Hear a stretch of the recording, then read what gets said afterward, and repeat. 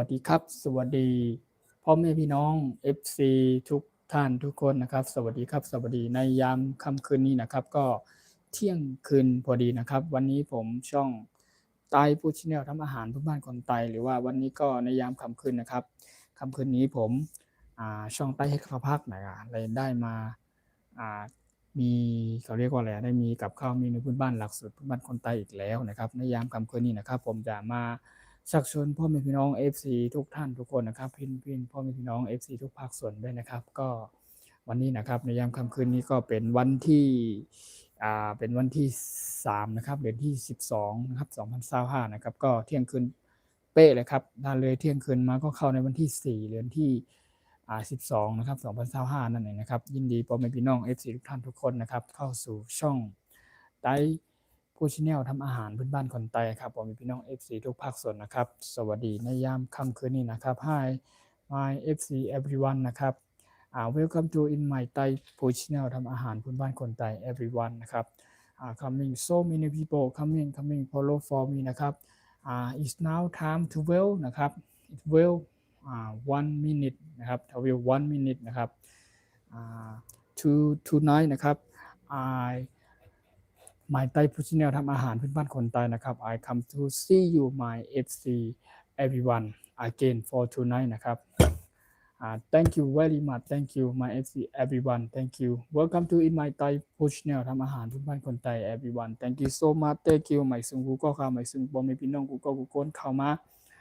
บันแห้งข้าวในของใต้เฮ็ดข้าวพักในการมายามคำคืนนะครับที่ป้าบอมมีพี่น้อง FC กว่า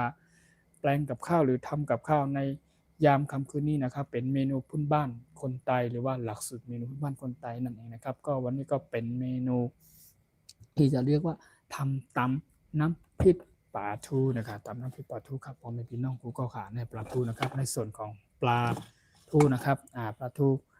มี FC จากพ่อแม่พี่น้องคนไทยคนเมืองเพื่อนอาจจะทำน้ำพริกปลาทูน้ำพริกอะไรต่างๆนะครับปลาทูทอดกรอบแบบนี้นะครับแต่ในอันนี้นะครับก็เป็นหลักสูตรในเมนูพื้นบ้านคนไทยนะครับผมจะพาพ่อแม่พี่น้อง FC จากพ่อแม่พี่น้องทุกภาคส่วนนะครับแล้วก็นี่นะครับผมจะพาไปทำหรือว่าแปลงกับข้าวหรือว่าตำน้ำพริกปลานั่นเองครับเป็นปลาทูนะครับปลาทูดูใหญ่เบ้อเลยนะครับโอเคนะครับผมพี่น้อง FC ทุกท่านทุกคนมานะครับอยากกินกับข้าวเมนูหลักสูตรพื้นบ้านคนไทยนะครับก็เข้ามาติดตามรับชมเป็นกำลังใจให้กันนะครับในส่วนผักที่จะกินกับก็วัตถุดิบก็มีตังนี้นะครับสิ่งที่ขาดได้ดิกเด้งไม่ได้นะครับในการทำกับข้าวหรือว่าทำแปลงกับข้าวทุกครั้งครับการทำอาหารบ้านคนไทยนะครับก็จะต้องมีถั่วเน่านะครับถั่วเน่าแผ่นนะครับถั่วเน่าแผ่นคือเป็นสิ่งที่ขาดได้ดิกเด้งไม่ได้นะครับทุกครั้งหรือว่าการที่ผมได้มาแปลงกับข้าวทำกับข้าวครับเกี่ยวกับเมนูพื้นบ้านคนไทยนะครับจะต้องมีถั่วเน่านะครับถั่วเน่าแผ่นนะครับวันนี้เอาแผ่นครึ่งพอเนาะโอเคนะครับเอาไปพี่น้องจากนั้นก็จะมีอะไรบ้างนะครับก่อนอื่นนะครับผมจะแนะนำผักที่จะกินกับตำน้ำพริกปลานี่ก่อนนะครับก็มีอะไรบ้างนะครับอันนี้คือปลาทูนะครับปลาทูโอเคแล้วก็อันนี้เป็น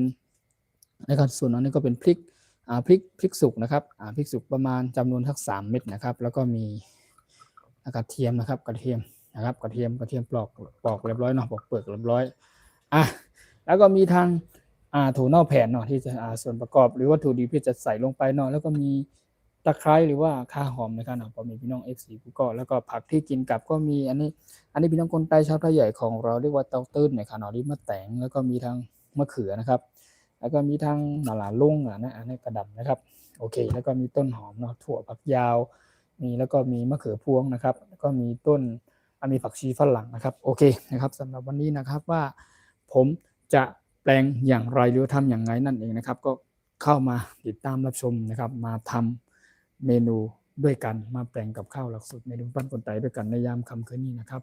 ยินดีต้อนรับเข้าสู่ช่องไต้ผู้ชินทำอาหารบ้านคนไทยครับผมพี่น้องทุกท่านทุกคนเข้ามาเป็นแห่งใจเป็นกำลังใจให้กันนะครับในยามค่ำคืนนี้เนาะโอเคนะครับก่อนอื่นนะครับผมจะนำปลานี้นะครับผมจะนำปลานี้ครับไปนึ่งก่อนนะครับผมจะไม่ทอดผมจะนึ่งทิ้งไว้สักพักนะครับมันจะได้หอมเนาะอร่อยนะครับจริงๆทอดก็ได้ทอดแบบกรอบๆแต่ผมจะเอาแบบนึ่งดีกว่าหลังจากที่ผมนึ่งเสร็จเรียบร้อยมันสุกนะครับผมก็จะมานำปลากลับมาใส่เอาเฉพาะเนื้อมันนะครับ ใส่กลางมันออกมาเอาเฉพาะเนื้อมันนะครับโอเคนะครับผมก็จะนึ่งใช้วิธีนึ่งแบบนี้นะครับครับโอเคอันนี้เนาะจัดไปปลาเนี่ยจะนึ่งปลานี่ครับผมพี่น้อง FC ทุกท่านทุกคนนะครับนี่เป็นนึ่งปลาแบบนี้จัดไปเลยครับโอเค FC ทุกท่านทุกคนมาเขามิ่งมาเข้ามาเป็นแห่งอกแห่งใจให้กันเยอะๆนะครับผมพี่น้องทุกท่านทุกคนนะผมจะนึ่งปลาก่อนนะครับระหว่างนี้ก็ผมก็แป๊บนึงก่อนที่ผมจะนึ่งปลานะครับผมก็จะไปผัดไอ้พริกผมจะไปคั่วกระเทียมนะครับคั่วกระเทียมกระเทียมนะครับอันนี้กระเทียมจะนำกระเทียมนี้ครับนำกระเทียมไปคั่วให้มันสุกนะครับแล้วก็มีพริกด้วยนะครับมันจะได้หอมเนาะโอเคกระเทียมแล้วก็มีตะไคร้ด้วยตะไคร้ผมก็นี่ครับผมก็จะนำกลับไปผมจะสับให้มันเป็นประมาณสักซอยหรือประมาณสับชิ้นเล็กๆนะครับผมจะคั่วให้มันสุกเหมือนกันโอเคนะครับเดี๋ยวก่อนรอแป๊บหนึ่ง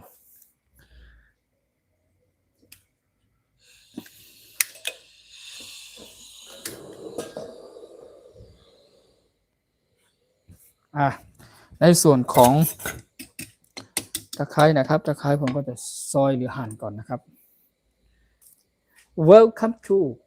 everyone in my Thai push แนวทำอาหารเพื่อบ้านคนไทย everyone coming ขอบคุณมากนะครับขอบคุณครับ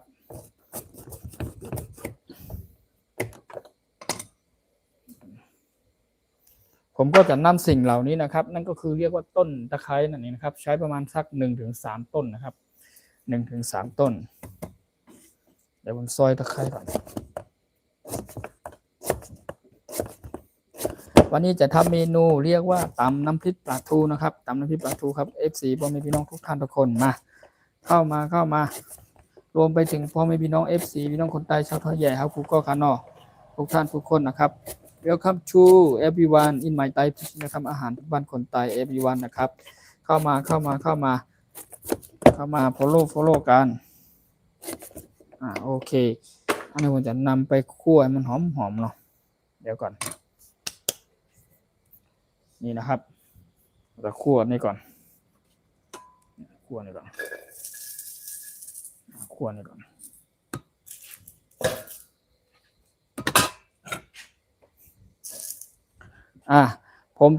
ผมระหว่างนี้นะครับผมกำลังนำกระเทียมนะครับมีกระเทียมมีพริกนะครับมีกระเทียมนะครับกระเทียมแล้วก็พริกนะครับก็ผมจะคั่วสวัสดีครับสวัสดีพ่อแม่พี่น้อง FC ทุกภาคส่วนนะครับสวัสดีครับยินดีต้อนรับเข้าสู่ช่องไทยเนี่ยทำอาหารทุกบ้านคนไทยนะครับท่านทุกคนนะครับสวัสดีครับโอเคขอบคุณมากครับสวัสดีครับเชฟอาหารไทยชุดหล่อthank you very much thank you so much thank you ขอบคุณมากครับขอบคุณจากการคอมเมนต์นะครับ thank you very much thank you ยินดีต้อนรับนะครับยินดีต้อนรับเข้าสู่ช่องไทยโภชแนลทำอาหารพื้นบ้านคนไทยนะครับก็เขาเรียกว่าอะไรทำอาหารเกี่ยวกับเมนูพื้นบ้านคนไทยหรือว่าอาหารเมนูพื้นบ้านหรือว่าอาหารบ้านๆนั่นเองนะครับอันนี้ก็จะตำน้ำพริกนะครับนี่ครับผมจะนำปลานะครับอันนี้ปลาทูเนาะผมจะเอานำกลับไปนึ่งก่อนจะนึ่งแบบนี้เลยนะครับนึ่งแบบนี้ใช้เวลาประมาณ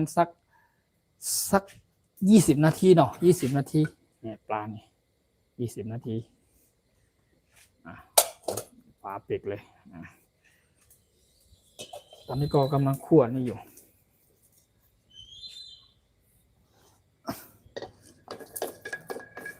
อันนี้คั่วพริกกับกระเทียมนะครับจะคั่วให้มันสุกมันจะได้หอมๆเนาะทุกอย่างจะได้สุกนะครับไม่ต้องดิบนะครับกินดิบไม่ค่อยดีนะครับเอาแบบสุกๆแต่ในส่วนของผักก็ดิบอยู่แล้วแต่ผักนี้รู้สึกว่ามันมีเนี่ยครับมีมะเขือมีถั่วฝักยาวนะครับต้นหอมแล้วก็มีมะเขือพวงนะครับสำหรับที่จะกินกับเมนูนี้นะครับแล้วก็มีนี่ครับอันนี้เขาเรียกว่ากะหล่ำใช่ไหมพี่น้องคนใต้เขาเรียกว่าผักกาดลุงค่ะเนาะผักกาดลุงแล้วก็มีมะแตงเนาะโอเคตอนนี้ผมคั่วนี่ก่อนคั่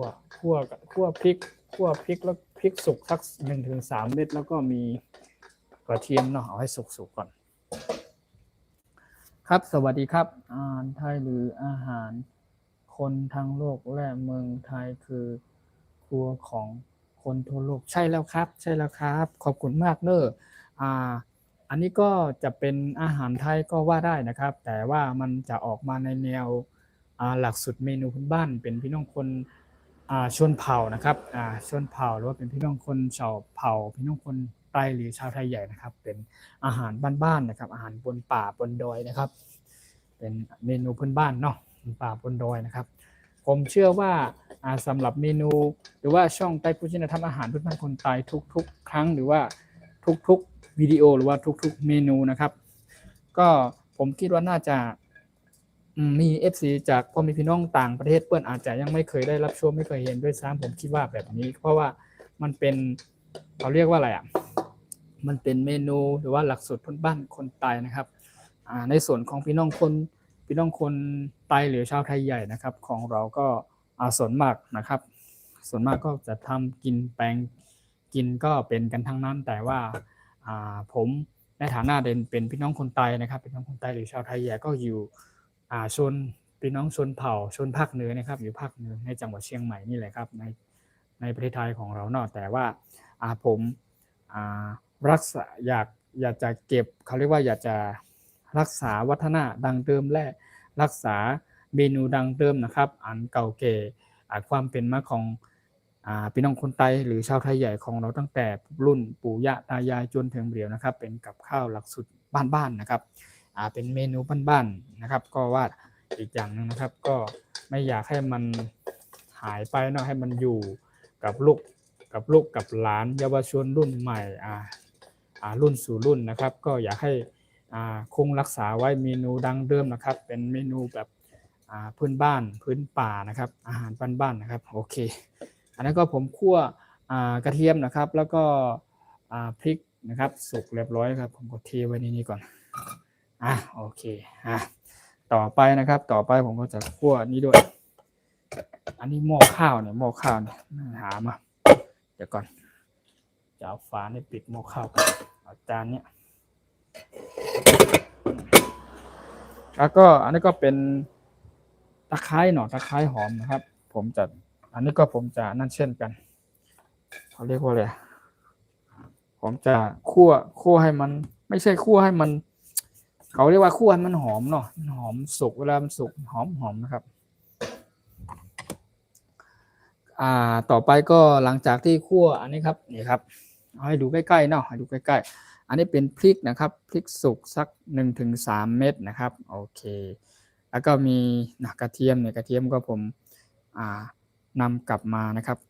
คั่วหรือว่าไอ้นี่เขาเรียกคั่วมันสุกมันจะหอมขนาดเลยครับหอมขนาดครับพ่อแม่พี่น้องนะครับหอมแล้วก็ตอนนี้ก็กำลังระหว่างนี้ก็กำลังนี่อยู่อันนี้เป็นตะไคร้หอมนะครับตะไคร้หอมพ่อแม่พี่น้อง FC ทุกท่านทุกคนนะครับยินดีต้อนรับเข้าสู่ช่องไต้พุทธเนี่ยทำอาหารพื้นบ้านคนไทยทุกท่านทุกคนนะครับเข้ามาเป็นแห่งอกแห่งใจให้กันนะครับขอบคุณมากจากการคอมเมนต์เนี่ยแล้วกันต้องเที่ยวกินอาหารอร่อยที่เมืองไทยเราใช่แล้วครับผมอยากให้ในส่วนของผมนะครับความคิดของผมนะครับก็อยากให้พ่อแม่พี่น้องต่างประเทศ FC จากต่างประเทศเนาะที่ไม่ใช่ประเทศบ้านเฮาเนาะอยากให้เปิ้ลได้มารู้จักกับข้าวของพี่น้องในไทยของเราหรือว่าพี่น้องชนเผ่าต่างๆนะครับจะได้เป็นที่รู้จัก FC จากพ่อแม่พี่น้องต่างชาติคนทั่วโลกให้ได้รู้จักกันเนาะว่าเมืองไทยประเทศไทยของเราก็มีหลายชนเผ่านะครับแต่ว่าเป็นคนไทยเหมือนกันนั่นแหละแต่ว่ามีชนเผ่าหลายชนเผ่าแต่ในแต่ละชนเผ่าก็มีเมนูดังเดิมเมนูบ้านๆอาหารบ้านๆแบบนี้นะครับก็อยากให้ FC พ่อแม่พี่น้องต่างชาติคนทั่วโลกคนได้รู้ได้เห็นเนาะว่าไม่เพียงแต่สำหรับผมนะครับไม่เพียงแต่ว่าทำเสร็จเรียบร้อยแล้วมานั่งกินแล้วก็พูดคุยทักทายกันแบบนี้ไม่ใช่แบบนะครับผมก็เสียเวลาก็ไม่เป็นไรนะครับเหนื่อยหน่อยไม่เป็นไรครับแต่ว่าผมก็อยากให้ FC พ่อแม่พี่น้องทุกคนนะครับได้เห็นนะครับได้เข้ามารับชมกันวิธีการทำหรือว่าตั้งแต่ตอนแรกยันจบจนกิน ทำเสร็จเรียบร้อยแล้วก็พา FC พ่อแม่พี่น้องทุกท่านทุกคนมากินให้ดูอีกนะครับว่าจะได้เห็นแบบสดๆร้อนๆเนาะแบบเห็นแบบผ่านทั้งช่องไลฟ์เนี่ยช่อง YouTube ของผมช่องไต้พูชิเนทำอาหารพื้นบ้านคนใต้นะครับแบบผ่านแบบพูดคุยแบบไลฟ์สดแบบนี้ครับจะได้เห็นแบบชัดๆเนาะไม่ใช่แบบเห็นแต่คลิปเห็นแต่วิดีโออย่างเดียวไม่ได้แบบนั้นนะครับไม่ใช่แบบนั้นนะครับคลิปก็มีวิดีโอก็มีครับผมรู้สึกว่าเมื่อวานนะครับผมได้ทำจอผักบุ้งนะครับจอผักบุ้งไม่ใช่จอผักกาดนะครับก็เป็นคลิปหรือวิดีโอผมได้อัปโหลดลงไปไว้บนช่องแล้วนะครับสามารถเข้ามาติดตามรับชมเป็นกำลังใจครับผักบุ้งนะครับผักบุ้งผมไปเก็บที่ในต้งนาต้งในสวนในนาตรงหนองนะครับตรงบ่อเขาเรียกว่าบ่อหนองน้ำไปเก็บมาแล้วก็อาจจะมีคนเฒ่านะครับผู้ช่วยคนเฒ่าผู้ชำนาญทำอาหารพื้นบ้านคนใต้ของเรานะครับแล้วก็เปิ้ลไปเก็บด้วยแล้วก็ผมได้มาอัปโหลดเป็นคลิปนะครับวิดีโอนะครับตั้งแต่ไปเก็บตั้งแต่มาทำเสร็จเรียบร้อยว่าวิธีการทำต่างๆนะครับเสร็จเรียบร้อยผมได้อัปโหลดลงไปไว้บนช่อง YouTube มาแล้วนะครับสามารถเข้ามาดูได้นะครับสามารถเข้ามาดูมาเยี่ยมชมเป็นกำลังใจให้นะครับคลิปความยาวน่าจะประมาณรู้สึกว่า14หรือ15นาทีนะครับวิดีโอนะครับที่ผมได้อัปโหลดลงไปนะครับแต่ในส่วนของไลฟ์สดก็ผมก็อยากจะมาพูดคุยทักทายแบบนี้บ่อยๆนะครับเพราะมีพี่น้อง FC ไม่เพียงแต่พี่น้องทุกภาคส่วนไม่ใช่เฉพาะประเทศไทยของเฮาเนาะแล้วก็รวมไปถึงอยากให้ผมเป็นพี่น้อง FC ต่างประเทศอย่างที่ว่านั้นเนาะคนทั่วโลกจะได้เห็นกันนะครับอันนี้เป็นตะไคร้เนาะมาต่อด้วยอันนี้ก็แล้วกันตะไคร้หอ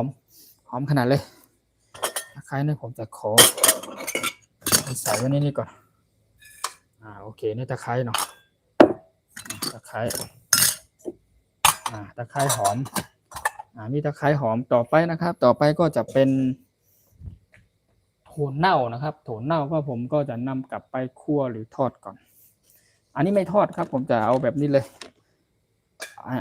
แบบนี้เลยมันจะได้หอมๆเนาะทอดก็ได้เอาแบบนี้ดีกว่าตอนนี้ก็คือผมเตรียมพวกคั่วกระเทียมนะครับพริกแล้วก็ตะไคร้นะครับอันนี้ตะไคร้หอมสุดยอดหอมขนาดอันนี้หอมเนาะแล้วก็ค้างถั่วเน่ากำลังเขาเรียกว่ากำลังทอดอยู่คั่วอยู่หรือว่าทอดอยู่ให้มันหอมทุกอย่างจะได้หอมจะได้มีกลิ่นหอมแบบรสชาติออกแบบหอมนะครับหอมนะครับคั่วนี่ก่อน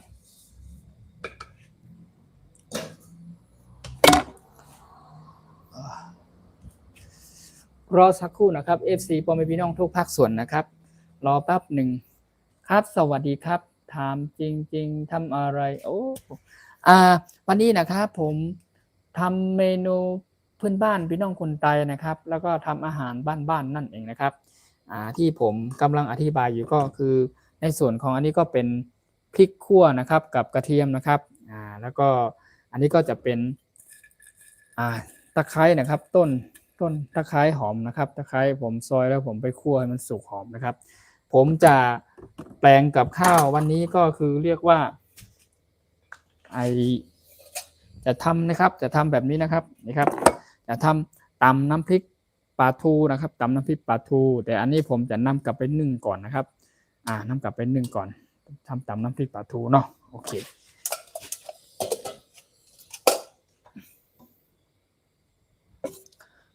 อันนี้ผมกำลังคั่วถั่วเน่าอยู่จะเอาให้มันสุกๆเนาะมี FC พ่อแม่พี่น้องจากทุกภาคส่วนหรือว่าอาจจะเป็นพี่น้องคนทางโซนทางแถวภาคใต้ภาคกลางภาคเหนือภาคอีสานหรือคนเหนือของเขาในค่อนข้างน่าจะรู้จักกันอยู่แต่ว่าในส่วนของพ่อแม่พี่น้อง FC ต่างประเทศเพื่อนอาจจะยังไม่เคยได้เห็นไม่เคยได้รับชมกันเนาะว่าพอดีว่ามันเป็นกับข้าวเมนูพื้นบ้านพี่น้องคนใต้นะครับกับข้าวอาหารบ้านๆนะครับเป็นเมนูพื้นป่าเป็นเมนูของชนเผ่านะครับชนเผ่าพี่น้องคนใต้หรือชาวไทยใหญ่ของเฮาเลยครับเนาะถ้าผมจะพูดเป็นภาษาพี่น้องคนใต้เขาก็เรียกห้องว่าเป็น เข้าภาคใต้เฮาในกันนะเข้าภาคใต้เฮาในกันเนาะพี่น้องคนใต้ชาวไทยใหญ่ของเฮาเนาะก็ห้องว่าเข้าภาคใต้ในกันเนาะส่วนมากพี่น้องคนใต้ชาวไทยใหญ่นะครับก็จะอยู่ทางโซนทางแถวแม่ฮ่องสอนเนาะจังหวัดเชียงใหม่นะครับนะครับเยอะแล้วก็ผมเขาก็เป็นเผ่าพี่น้องคนใต้เนาะชาวไทยใหญ่นะครับเป็นกับข้าวเมนูพื้นบ้านนะครับนี่นะครับผลเน่าก็จะสักประมาณแผ่นครึ่งพอละโอเคเราจะขออนุญาตอ่านคอมเมนต์ก่อนเนาะครับสวัสดีครับสวัสดีครับผมอยากให้อาหารไทยทุกมุมของโลกเพราะอาหารไทยอร่อยทุกอย่างและปลุกลงเครื่องเทศของอาหารนั้นๆไว้ใกล้ๆร้านอาหารด้วยครับจะได้เป็นการได้เครื่องเทศอาหารสดๆจากสวนใช่แล้วครับใช่แล้วครับขอบคุณมากนะครับขอบคุณมากครับใช่แล้วเป็นเมนูเป็นอาหารพี่น้องในประเทศไทยของเฮาเนาะครับเชื่อไหมครับพ่อแม่พี่น้อง FC ต่างประเทศเปิ้ลบางท่านนะครับส่วนมากไม่ใช่แค่บางท่านนะครับส่วนมากเปิ้ลอาจจะยังไม่เคยเห็นไม่เคยได้รับชมกันแบบนี้ส่วนมากเวลาเปิ้ลดูก็จะเป็นกับข้าวแบบที่มันในเมืองแบบนี้เนาะกับข้าวในเมืองกับข้าวแบบที่ดูหรานะครับแบบกับข้าวที่อาหารดูหราแล้วก็แพงแบบนี้นะครับแต่ว่ากับข้าวแบบบ้านๆนะครับหรือว่าเป็นเมนูพื้นป่าเมนู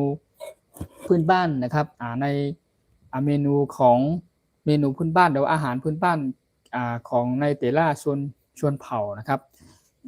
ก็มีหลายเผ่านะครับมีหลายเผ่ามีหลายเมนูด้วยนะครับก็ไม่เหมือนกันการปรุงรสการ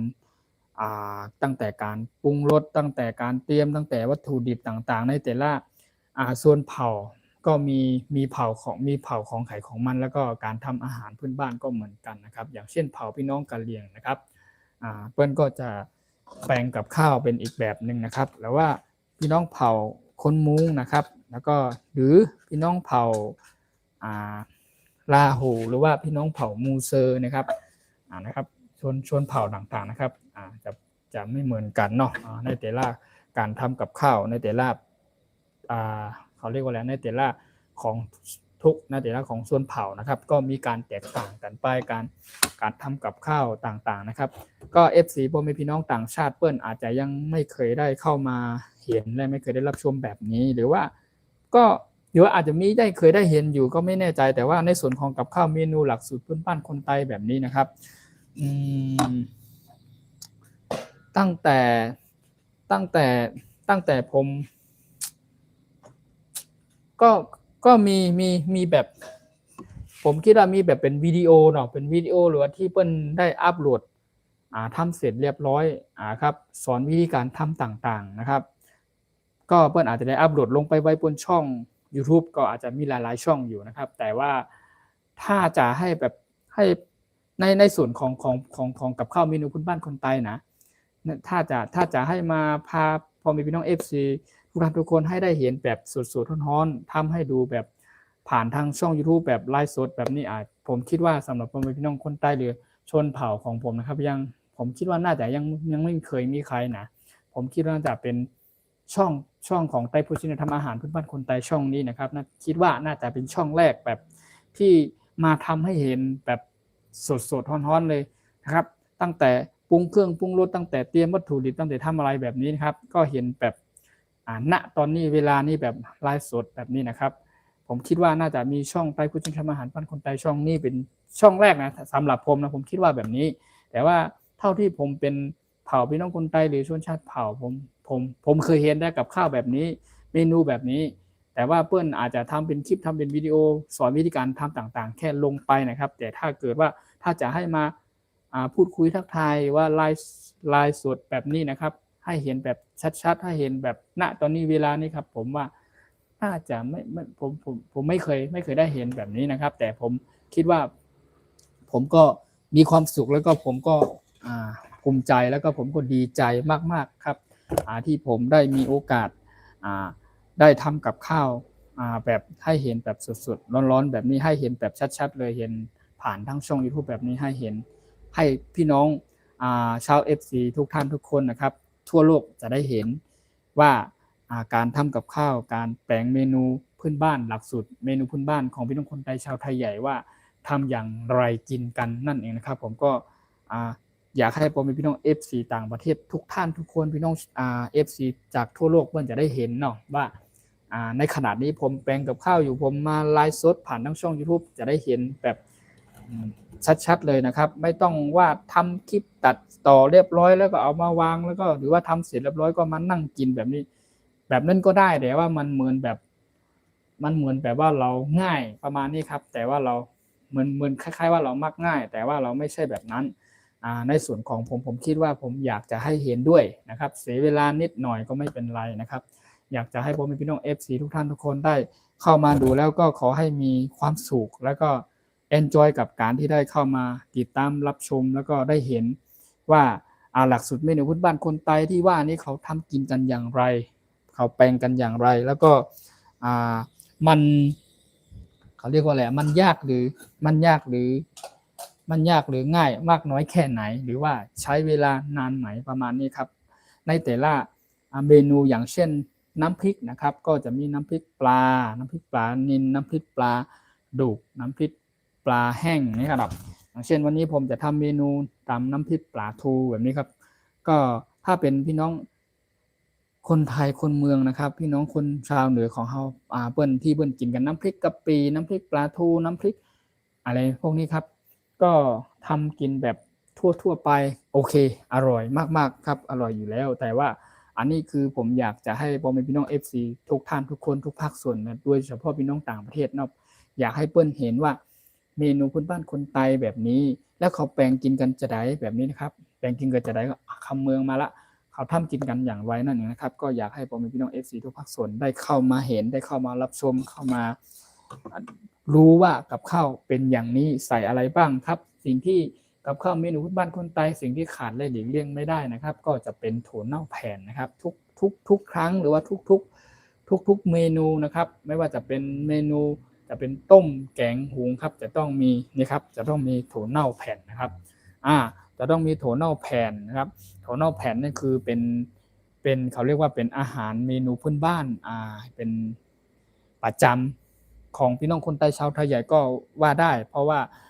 อันนี้คล้ายๆแบบเป็นเมนูประจำครับเมนูประจำเมนูหลักๆเลยจะต้องใส่ถั่วเน่านะครับทุกตำน้ำพริกไม่ว่าจะตำน้ำพริกอะไรก็แต่น้ำพริกปูน้ำพริกปลาน้ำพริกอะไรก็แล้วแต่จะเป็นน้ำพริกขั่วอันแห้งอันลวกอะไรก็แล้วแต่น้ำพริกต่างๆนะครับทุกชนิดถ้าเป็นตำน้ำพริกนะครับ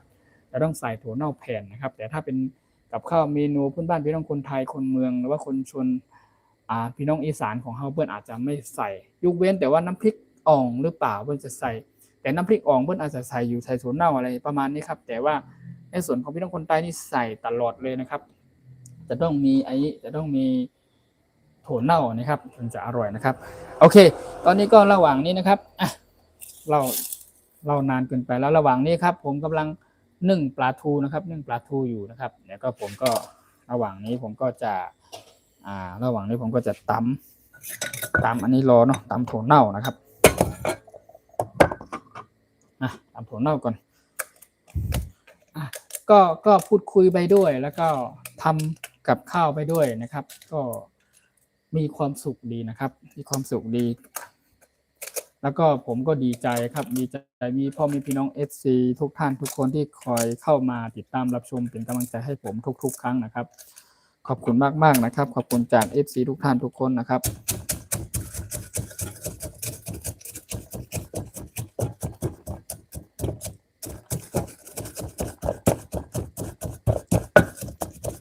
ถั่วเน่านะครับอันนี้ตำถั่วเน่าก่อน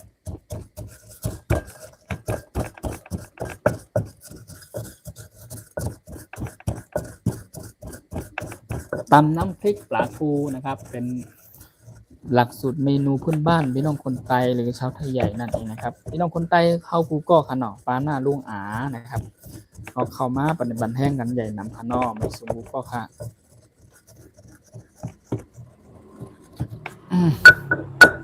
อันนี้ผมต นี่นะครับนี่ก็ผมตำอันนี้เดี๋ยวก่อนนะครับอันนี้เป็นถั่วเน่าที่เป็นแผ่นนะกี้นะผมตำเรียบร้อยนะครับตำให้เป็นผงแบบนี้เลยนะครับโอเคนะครับตำเสร็จเรียบร้อยอ่ะหลังจากนี้นะครับจากนั้นผมก็จะเอานะครับอันนี้ใส่ลงไปก่อนตำอันนี้ก่อนดีกว่าอันนี้ก็ใส่ลงไปเนาะตะไคร้หอมที่ผมหั่นหรือซอยตะกี้นะครับผมนำกลับไปคั่วหอมๆนะครับ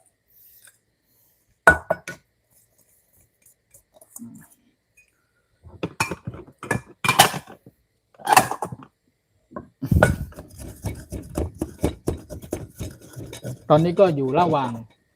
างกำลังรอปลานะครับปลาทูผมกำลังนึ่งอยู่นะครับจริงๆผมทอดเอาก็ได้แต่ว่าผมไม่ค่อยชอบแบบทอดผมจะทำแบบนึ่งดีกว่าแล้วก็นึ่งเนื้อมันจะนุ่มนิ่มกว่านะครับหลังจากที่เรานึ่งเสร็จเรียบร้อยถ้าทอดมันก็กรอบเป็นน้ำมันนั่นแหละแต่ว่าก็นึ่งดีกว่าคิดว่านึ่งอร่อยกว่านะครับแล้วก็อันนี้เนาะผมตำผมตำอันนี้ลงไปแล้วโถนเน่าแล้วก็ตะไคร้หอมมันก็หอมทุกอย่างนะครับทุกอย่างหอมหมดเลยครับแล้วก็ไม่ใช่ว่าใส่แบบดิบๆนะครับคือทุกอย่างจะต้องสุกนะครับอย่างเช่นไอกระเทียมนะครับกระเทียมก็คั่วสุกเรียบร้อยนะครับใส่กระเทียมลงไปครับผมพี่น้องกระเทียม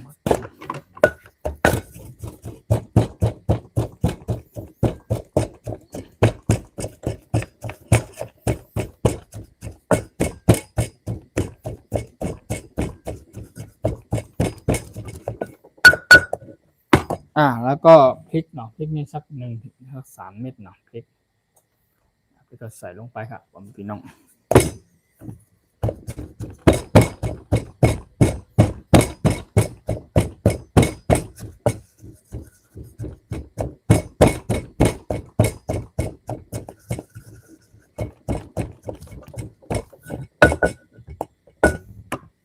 นี่นะครับผมก็ตำอันนี้ครับตำเขาเรียกว่าอะไรตำพวกพริกนะครับตะไคร้แล้วก็กระเทียมคั่วตะไคร้คั่วแล้วก็พริกคั่วนะครับแล้วก็ถั่วเน่าจีหรือถั่วเน่าคั่วนี่นะครับเรียบร้อยหอมขนาดทุกอย่างมันหอมเนาะหอมอร่อยแน่นอนแล้วก็จากนี้นะครับผมก็จะเติมด้วยปรุงด้วยนะครับเกลือป่นนะครับขออนุญาตวางไว้นี่ก็แล้วกันเนาะแป๊บนึงนะครับ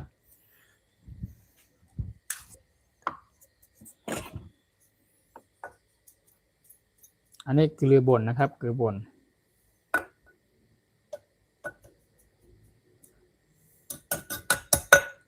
นะครับเกลือป่นแล้วก็อันนี้ก็จะเป็น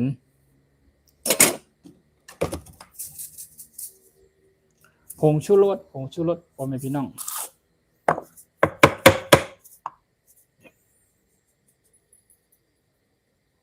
ผงชูร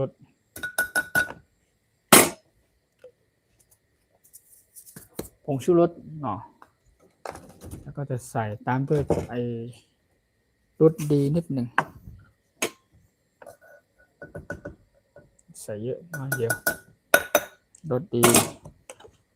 แล้วก็อันนี้ก็จะเป็นน้ำตาลทรายขาวครับผมพี่น้องนี่นะครับ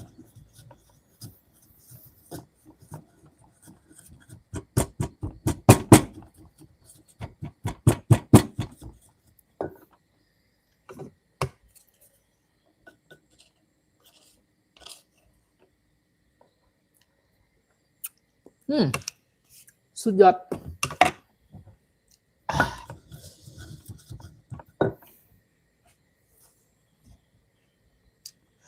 ระหว่างนี้นะครับก็ผมก็จะซอยอันนี้นะครับ ซอยต้นหอมเนาะต้นหอมเดี๋ยวค่อยใส่ไว้ก่อนแล้วก็ได้เป็นผักชีฝรั่งนะครับผักชีฝรั่งก็จะใส่ลงไปเหมือนกันนะครับ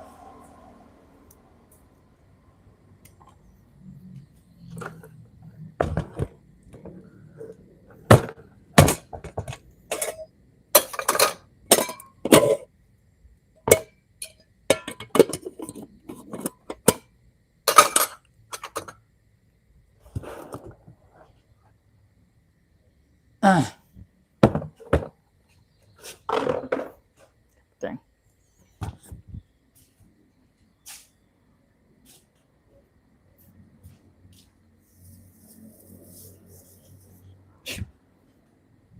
ตกใจไม่ใช่ตกใจเลยตกใจแมวเนาะแมววิ่งมาไล่หนูเดี๋ยวปอกมะแตงก่อนเนาะ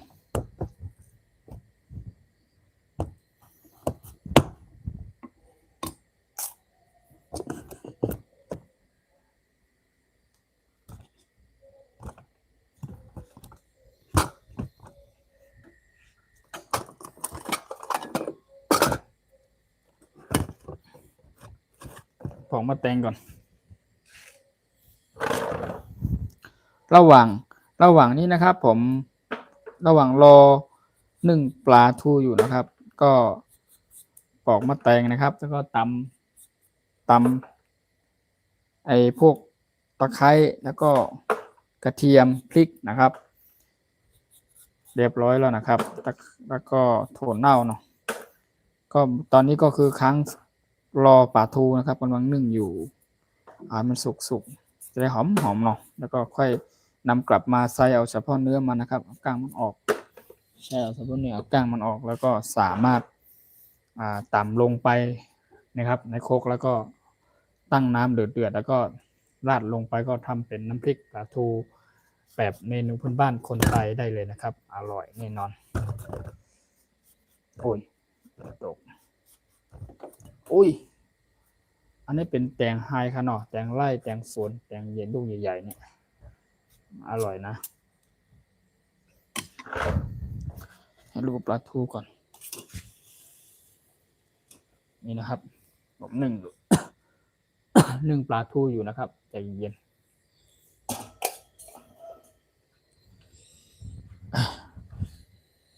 ปลาทูอยู่นึ่งปลาทูอยู่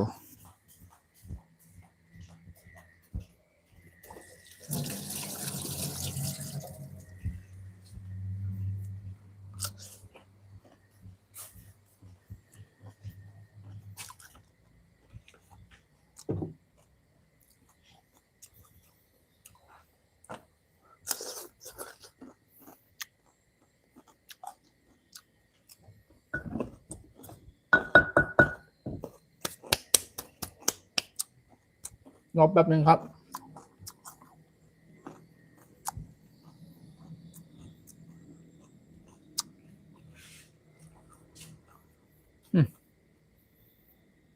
นึ่งอยู่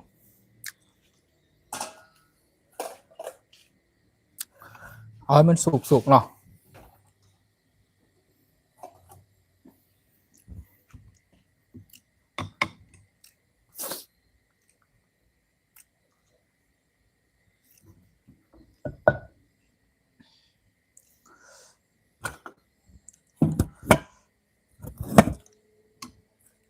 อันนี้เป็นต้นหอมเนาะต้นหอมสวัสดีครับสวัสดี FC พ่อแม่พี่น้องทุกภาคส่วนนะครับทุกท่านทุกคนนะครับยินดีต้อนรับเนอร์เข้าสู่ช่องไปผู้ชแนลทำอาหารพื้นบ้านคนไทยนะครับทุกท่านทุกคนนะครับเป็นกับข้าวเมนูหลักสูตรพื้นบ้านคนไทยอาหารบ้านๆเมนูบ้านๆนะครับมาทำเมนูบ้านๆด้วยกันเนาะเมนูบ้านๆพี่น้องคนไทยชาวไทยใหญ่นะครับโอ้ย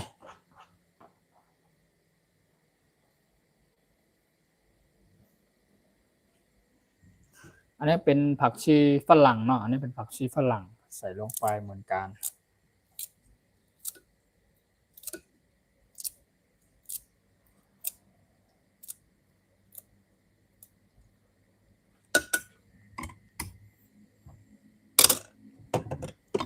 ชีฝรั่ง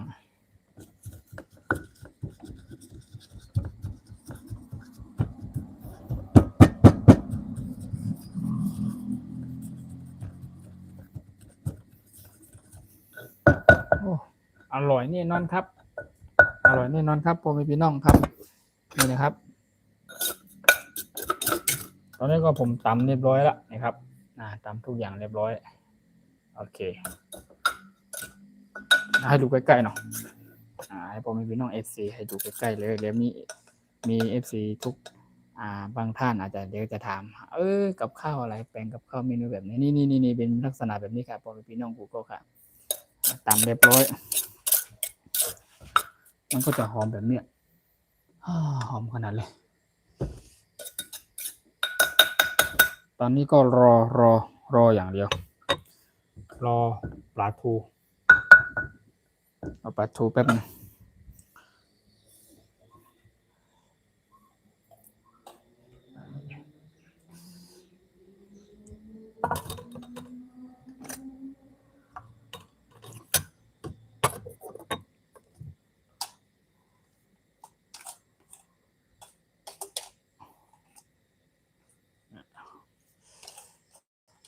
พริกจะได้นี่มันฮ้อนเนาะแป๊บนึงฮ้อนขนาดต้องจับแบบนี้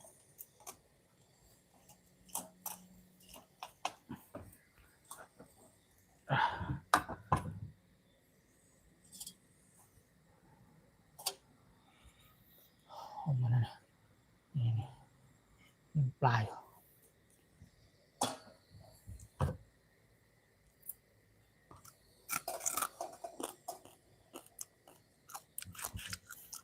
ใกล้เราแหม5 นาทีครับแหม5 นาทีสุกเรียบร้อย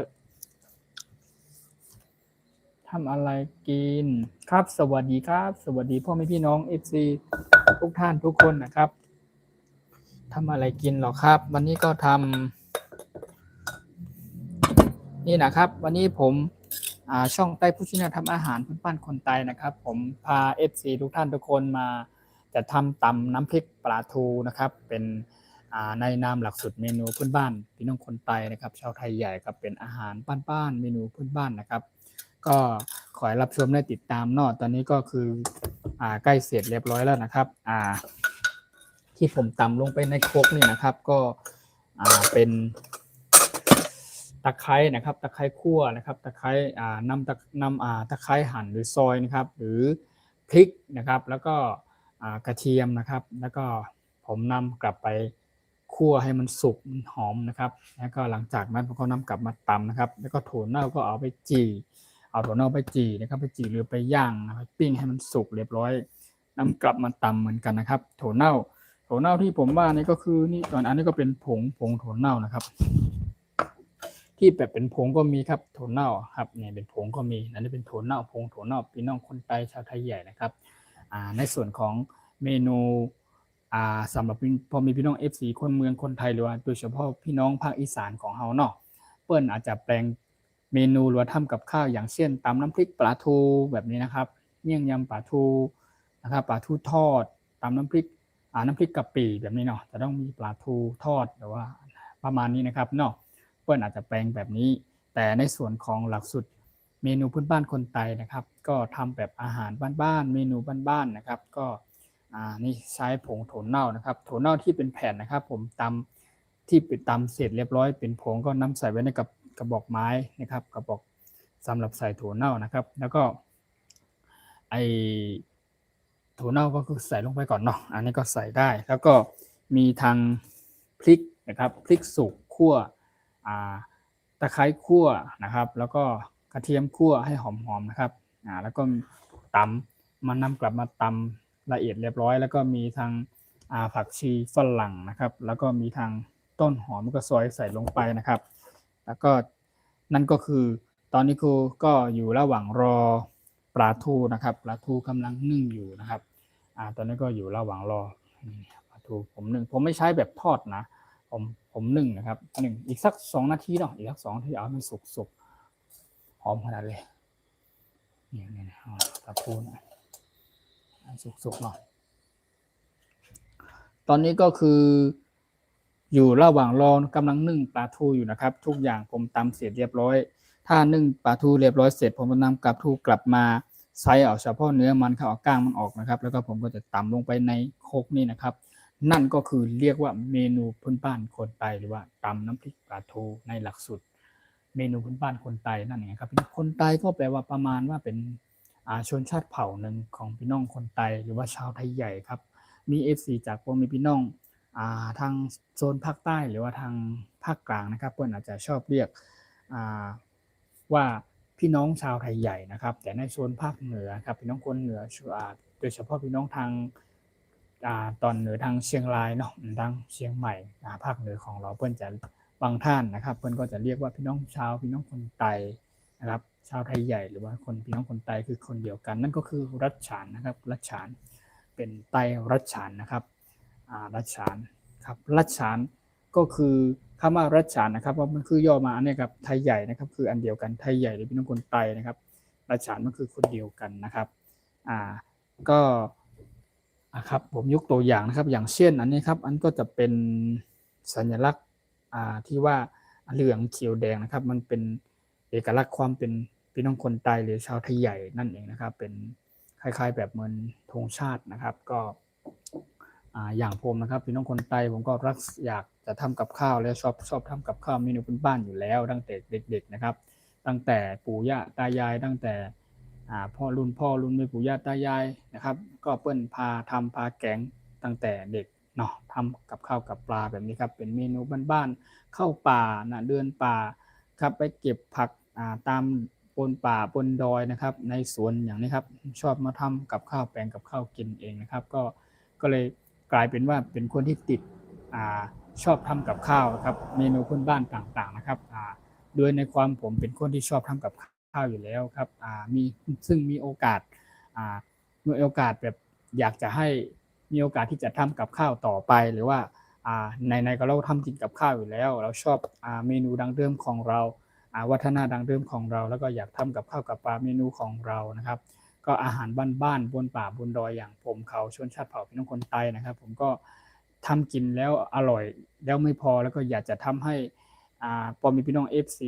จากพี่น้องทั่วโลก FC จากทั่วโลกแล้วพี่น้องคนไทยคนเมืองของเราทุกภาคส่วนโดยเฉพาะพี่น้องคนไทยชาวไทยใหญ่ของเราเนาะอยากจะทำให้กับข้าวเมนูพื้นบ้านคนไทยให้เผยแพร่ไปไกลๆให้เห็นให้เป็นที่รู้จักของ FC จากทั่วโลกด้วยนะครับก็กับข้าวเมนูพื้นป่าพี่น้องคนไทยนั่นเองนะครับก็อยากให้ทุกท่านทุกคนได้เข้ามารู้จักนะครับเมนู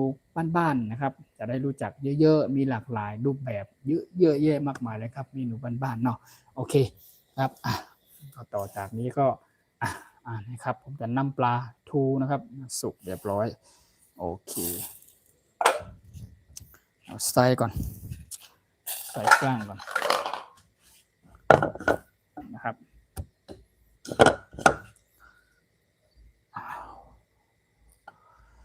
โอเคตอนนี้ก็นี่ครับนึ่งเสร็จเรียบร้อยนะครับปลาทูใช้เวลาหน่อยเนาะในเมนูนี้เนาะแล้วก็ผมก็จะใส่เอาเฉพาะเนื้อมันเนาะขอวางนี้ก่อนก็แล้วกันอร่อย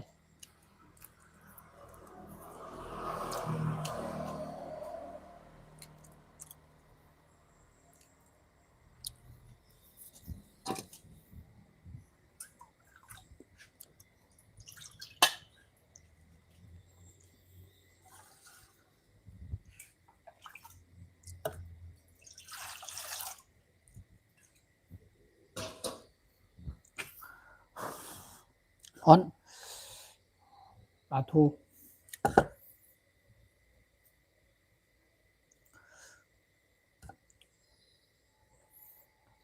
ใส่เอาเฉพาะเนื้อมันเนาะอันนี้ปลาทูนึ่งนะครับ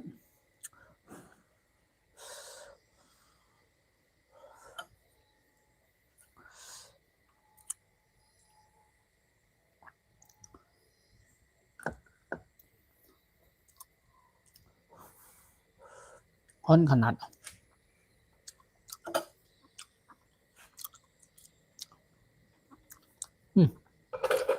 นึ่งแบบสุกๆเลย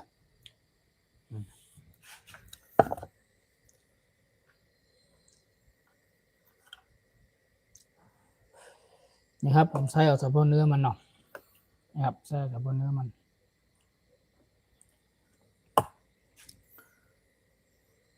หลังจากที่ผมใส่เสร็จเรียบร้อยผมจะนำกลับไปตำนะครับก็จะเป็นตำน้ำพริกปลาทูนึ่งนะครับตำน้ำพริกปลาทูนึ่งนะครับหิวข้าวขนาดล่ำขนาด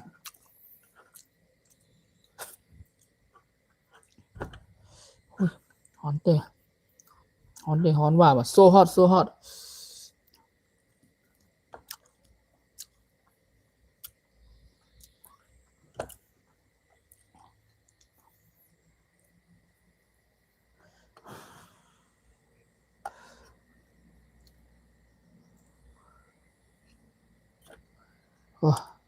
นี่เอากั้งมาออกก่อนใส่เอาสับเนื้อมันเนาะ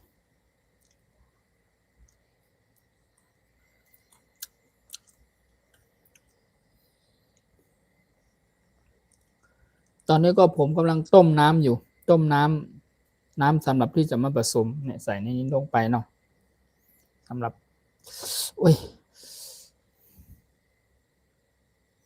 เอาก้างมันออกก่อนเนาะ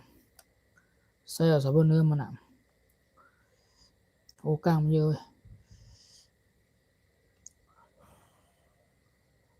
ก้างมันเยอะปลาทูเนี่ยใส่เอาสับเนื้อมันเนาะเดี๋ยวผมหลังจากที่ผมตำเสร็จเรียบร้อยนะครับผมจะพาพ่อแม่พี่น้อง FC ทุกท่านทุกคนมากินตำน้ำพริกปลาทูนึ่งนะครับ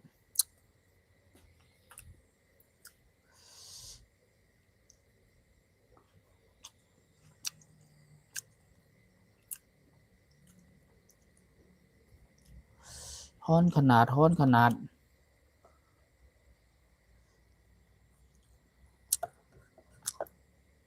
โอเคเรียบร้อย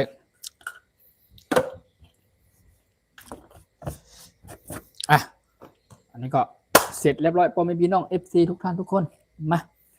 มาแปลงกับข้าวกับปลาเมนูพื้นบ้านคนใต้ด้วยกันมาครับพ่อแม่พี่น้อง FC ทุกท่านทุกคนมานี่ครับตอนนี้ก็ผมจะนำปลาทูนะครับใส่ลงไปนี่นะครับในโคกเนาะ hello thank you thank you for you comment thank you so much thank you very much โอเคอันนี้ปลาทูเนาะปลาทูนี่ครับใส่ลงไป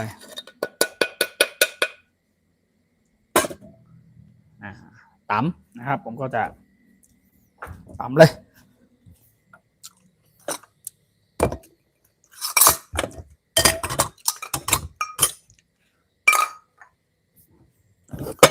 นี่ทำเลยตำน้ำพริกปลาทูนึ่งนะครับตำน้ำพริกปลาทูนึ่ง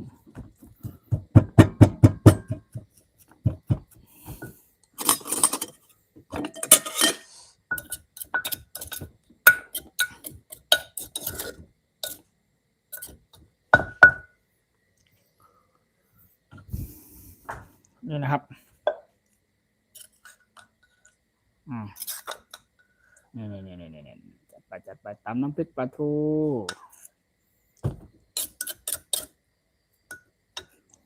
มีก้างไหมดูก้างก่อน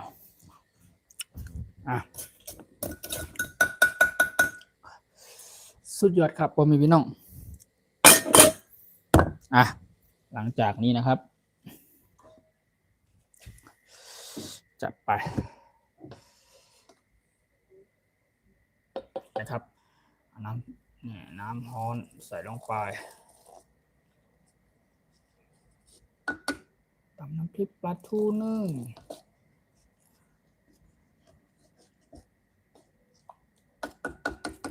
ใส่นิดนึงโอเค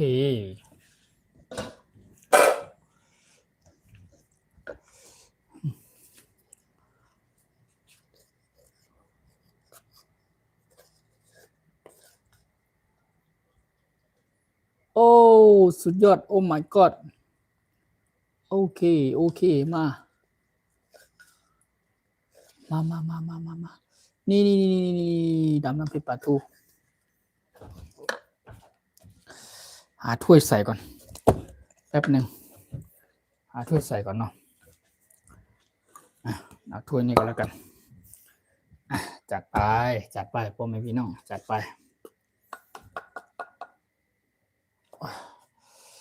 โอ้ยแป๊บนึงอันนี้วางนี่ก่อนเทยับโอ้นี่ตำน้ำพริกปลาทูหนึ่งครับพ่อแม่พี่น้องFCทุกท่านทุกคนมาโอ้สุดยอดเอาให้ดูใกล้ๆเลยให้ดูใกล้ๆเลยพ่อแม่พี่น้องโอ้นี่ตำน้ำพริกปลาทูโอ้ยหกสุดยอดพ่อแม่พี่น้องนี่ให้ดูใกล้ๆเลยนี่มาจัดไป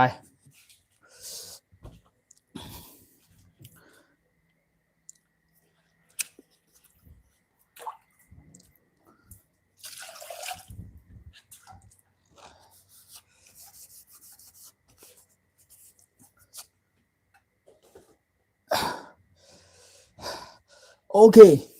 ฟินิช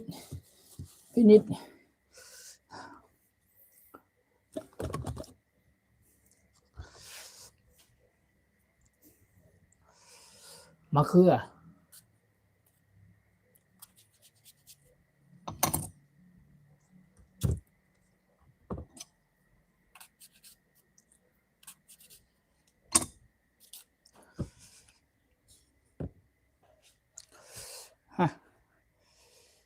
ใกล้ๆเลยโอ้จัดไป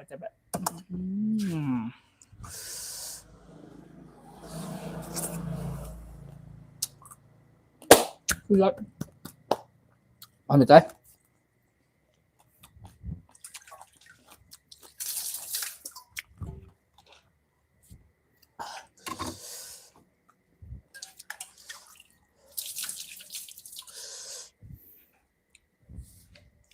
โอเค everything finish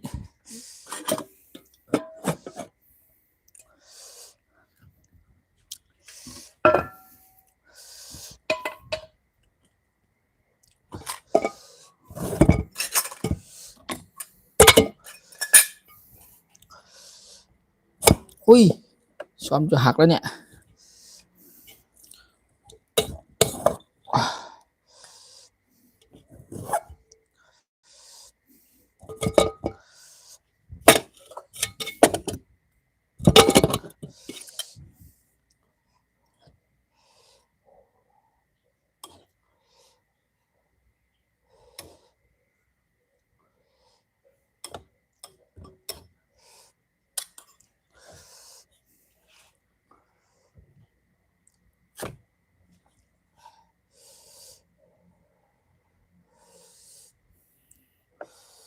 โอ้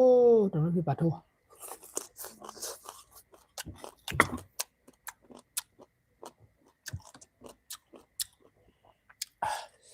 ตำน้ำพริกปลาทูนึ่งครับสุดยอดครับ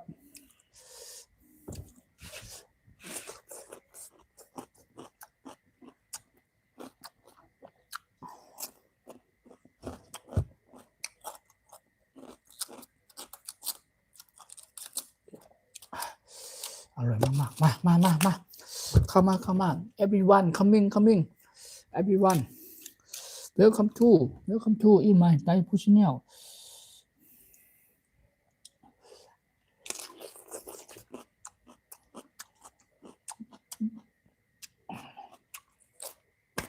so good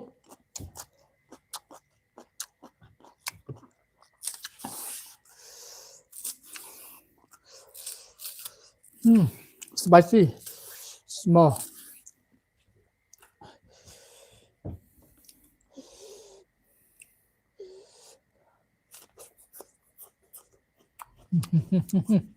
ก็เลย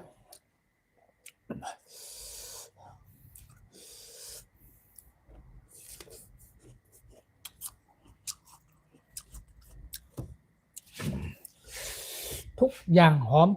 ครบรสจบ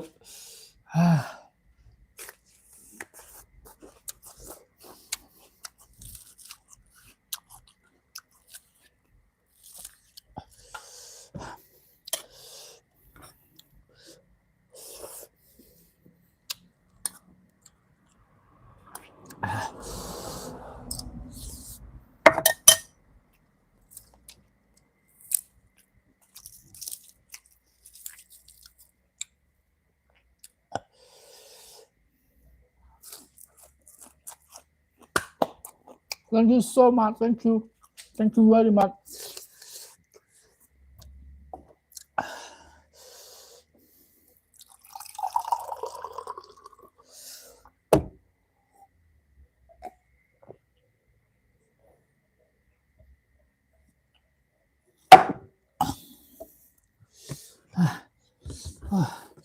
อร่อยมากๆเผ็ดมากๆมา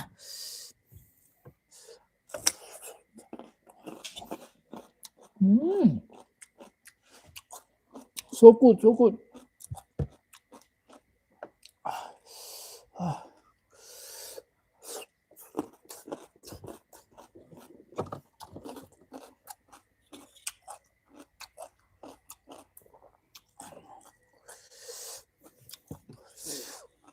น้ำพริกปลาทู1เชื่อ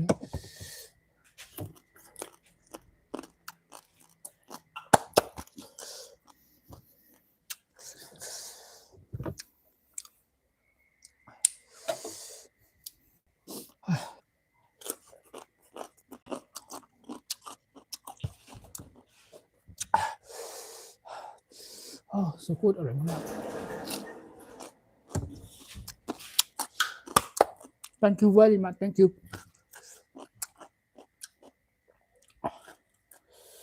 ทำแต่ลำน้อยครับThank you for your comment. I'm from in อะไรเนี่ย I'm from ประเทศไหนอ่ะเนเธอร์แลนด์กะเนเธอร์แลนด์I'm from Netherlands. Thank you so much. Thank you from FC Netherlands. Welcome to in my Thai Food Channel ครับแล้วก็มีทำจ่าน้อยครับจ่าลำครับโอเคขอบคุณมากครับขอบคุณครับ Thank you so much. Thank you very much. Thank you. มะเขือจับไปผมพี่น้องมะเขือสุดยอดอร่อยมากๆ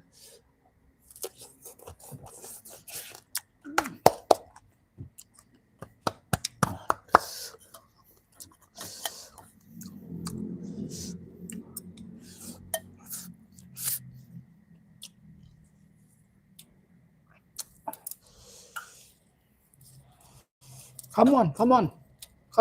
า Welcome to everyone ใกล้เลย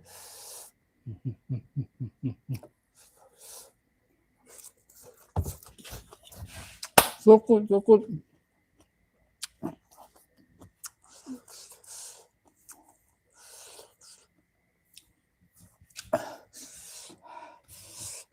Thank you very much. Thank you.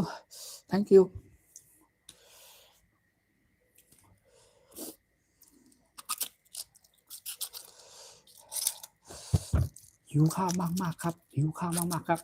Everyone so hungry. Coming. ผมหิว I am ตอนนี้หิวมากๆครับ so hungry แล้วก็ so good ด้วยอร่อยมากสุดยอดจัดไป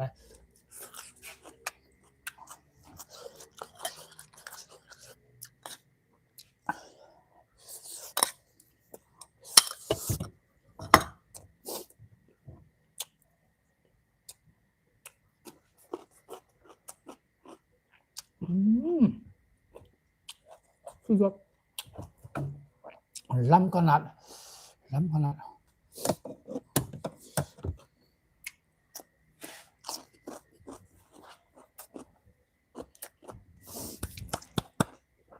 Thank you very much. Thank you.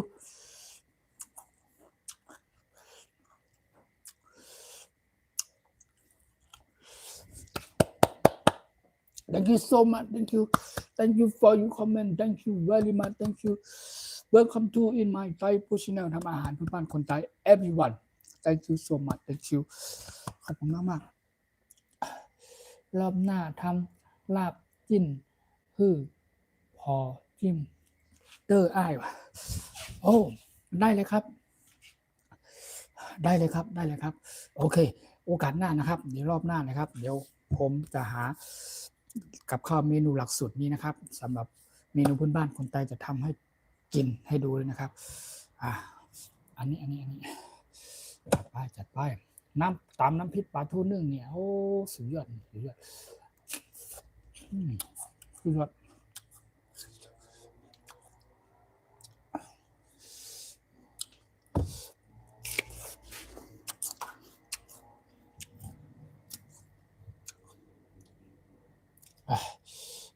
ใกล้ๆเลยนี่อร่อยมาก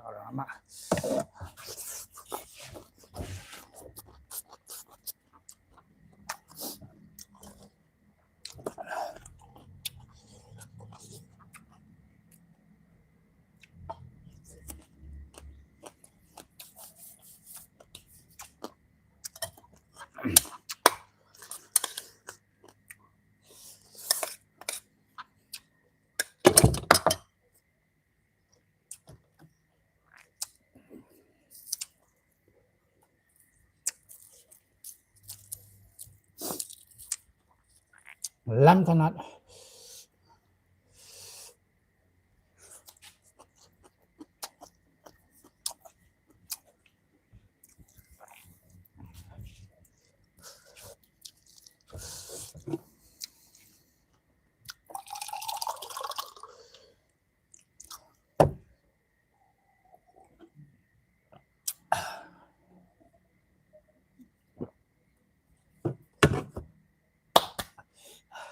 สุดยอดอร่อยมากๆ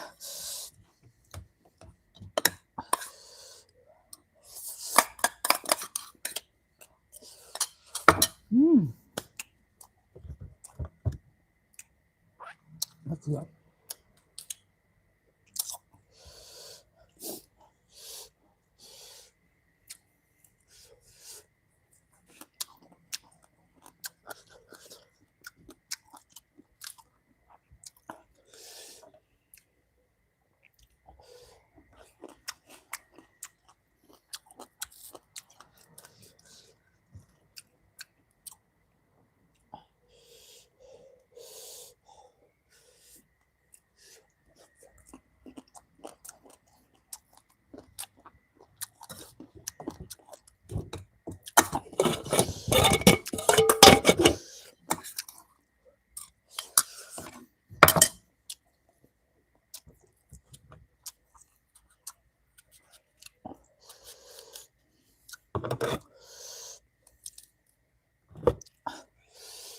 ะเขือมะเขือ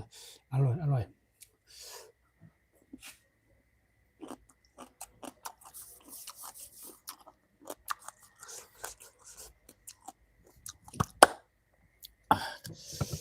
เผ็ด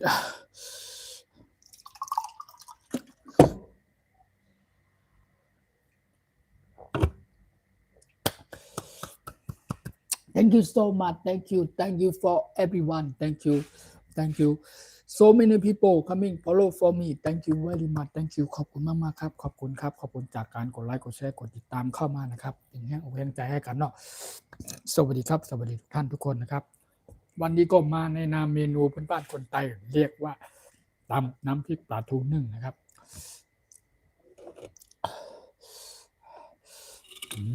จัดไปพ่อแม่พี่น้อง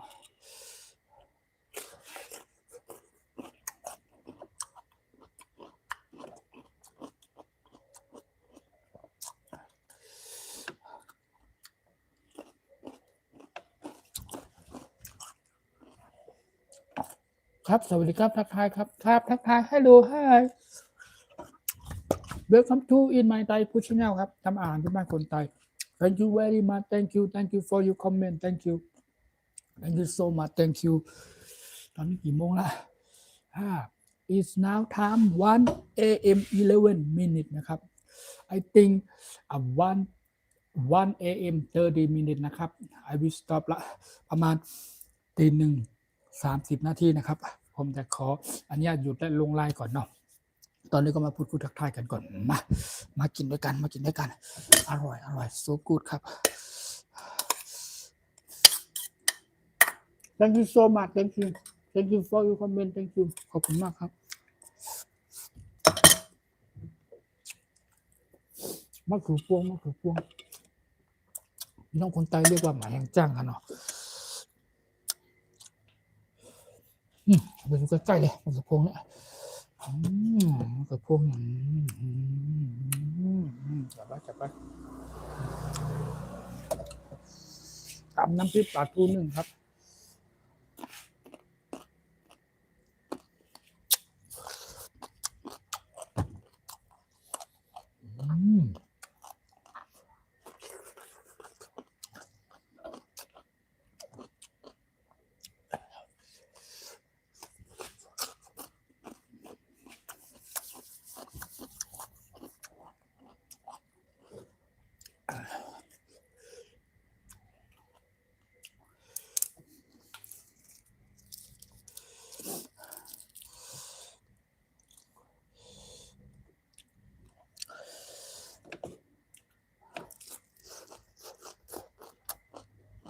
สุดยอด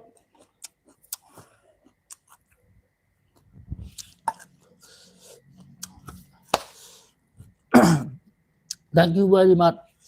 Thank you so much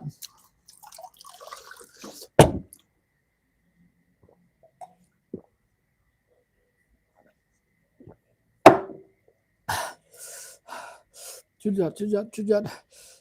so good ครับ so good ไทยเมนู people เรียกว่า this เมนู name ตำน้ำพริกปลาทูนึ่งนะครับตำน้ำพริกปลาทูนึ่งครับโอเคอร่อยมากๆครับ Thank you so much Thank you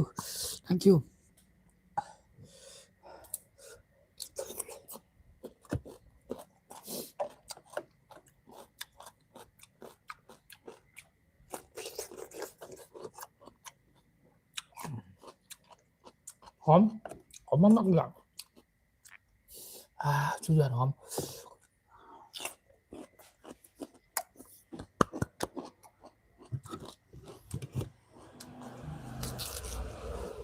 กินผักเยอะๆมีประโยชน์เนาะผักเยอะ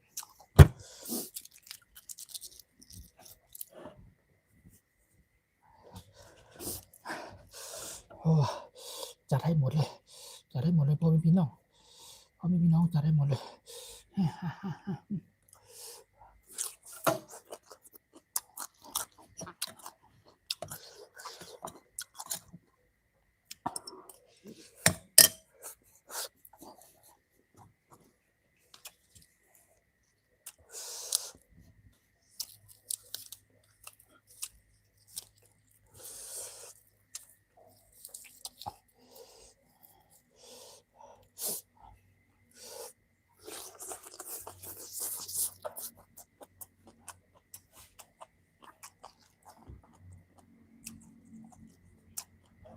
Thank you very much Thank you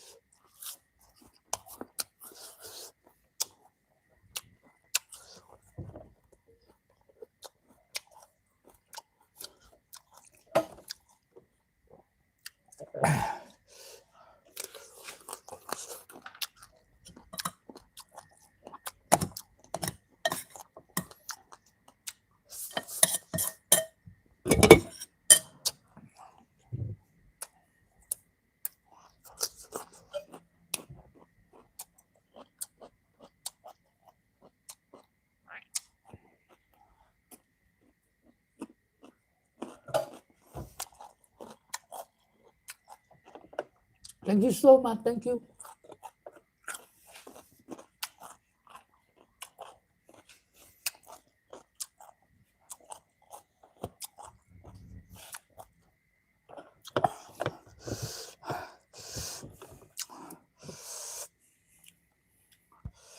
ถั่ว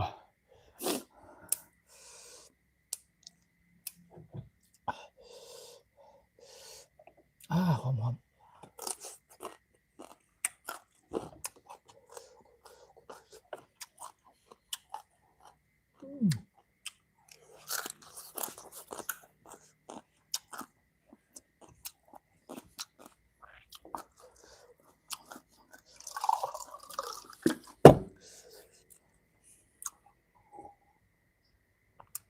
ขอบคุณครับขอบคุณครับขอบคุณทุกท่านทุกคนครับขอบคุณมากครับเข้ามาเป็นแรงใจให้กันเป็นกำลังใจให้กันครับขอบคุณมากๆครับ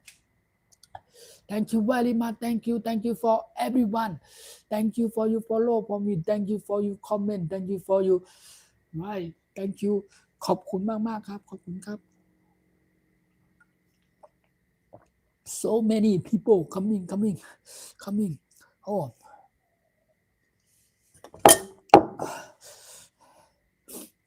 อร่อยมากๆสุดยอดgood job เลยgood job เลยพ่อแม่พี่น้องโอ้หวานเปรี้ยใจ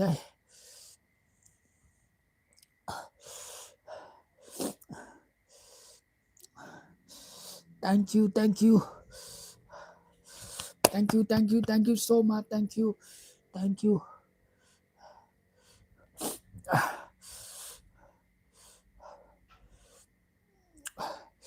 ขอบคุณครับ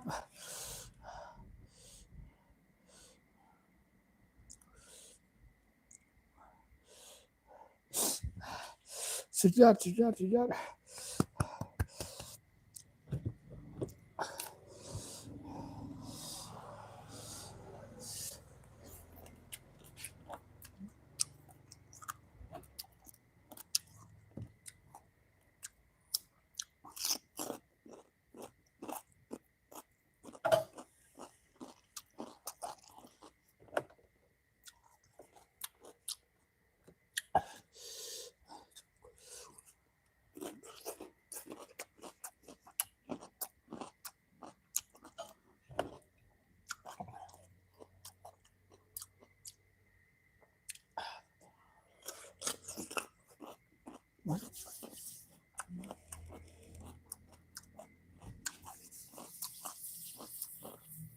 thank you so much thank you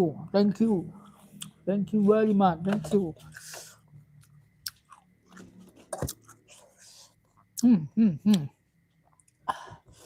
โอ้จัดไปพ่อแม่พี่น้องนี่จัดไปนี่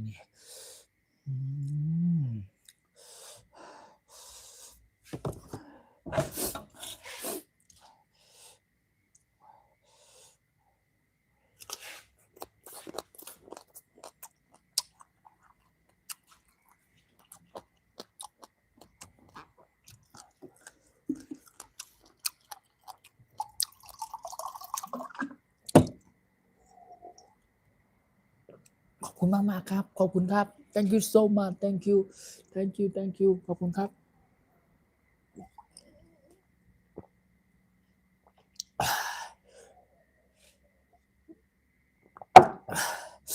ว้าโอ้ยอร่อยมากๆ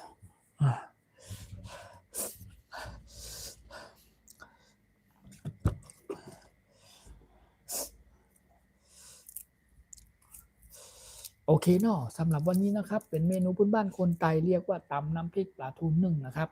โอเค this name Thai menu people for tonight นะครับname ตำน้ำพริกปลาทูนึ่งนะครับโอเคตำน้ำพริกปลาทูนึ่ง thank you so much thank you very much thank you โอ้ขอบคุณมากๆเลย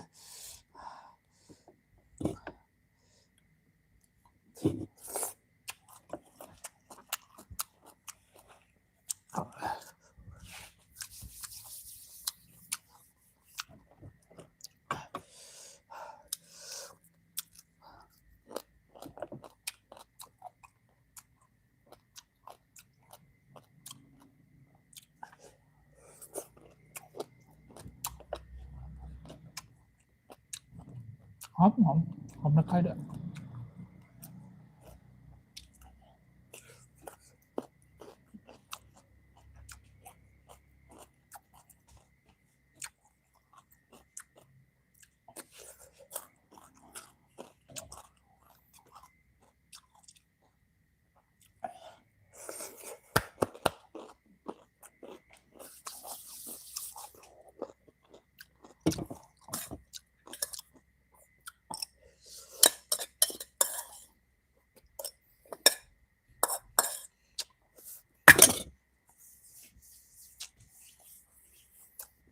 อืมอืมอืม